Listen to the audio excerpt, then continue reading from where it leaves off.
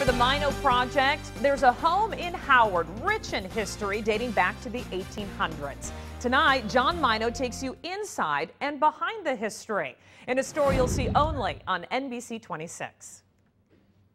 I'm sure everybody who has studied Wisconsin history knows about the early French-Canadian settlers in the Green Bay area.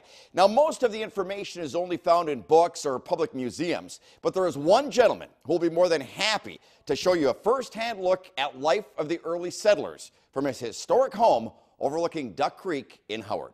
Even at 94 years old, Les Rentmeester can remember every detail of his days as a dashing bomber pilot over Germany, especially one day when Nazi fighters took him head-on. Must have been about 9 of them came through our formation, and I think I must have gotten about 8, 9, 10, 20, 13 millimeter cannon shells from the Germans. And I could have reached, if I could have reached out, I could have touched one of those German planes. The pilot was upside down and came over me. But we've made it back home okay. Once home, they found an unexploded shell that had gone through his jacket and into his seat. He kept it for a souvenir. If it had exploded, I'd have been 2 people, upper part and lower part. But these days, there's a different history Les is more interested in talking about, that of his house. It was my wife's house. Okay. Yeah, she was born here.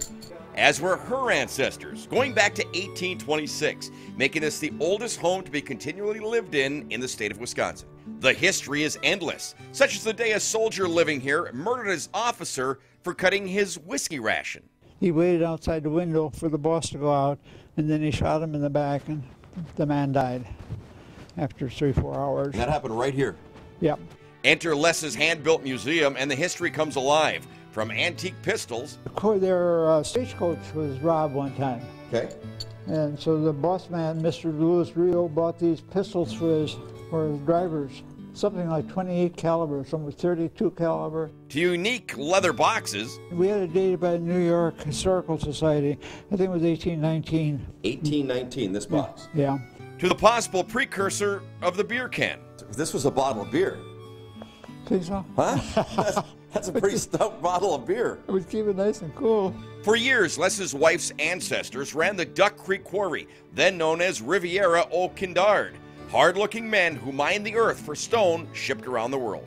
So a lot of the names here, boy, very famous Green Bay names that you see here. Those are Duck Creek names. A lot of those names are still here.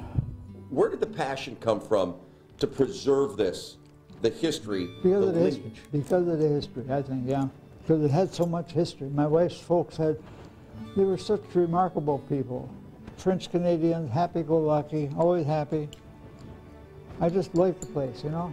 And my wife was a determining factor. Do you feel like this is kind of a tribute to your wife and her family? Yeah. Tremendous, gentlemen. If you'd like a tour of Les's museum or his home, contact the Howard Historical Society. Maino, NBC 26. And Maino is always looking for interesting story ideas. It's why we created the Maino Project. Have a great story you think Maino should tackle? Just email your idea to minoproject@nbc26.com.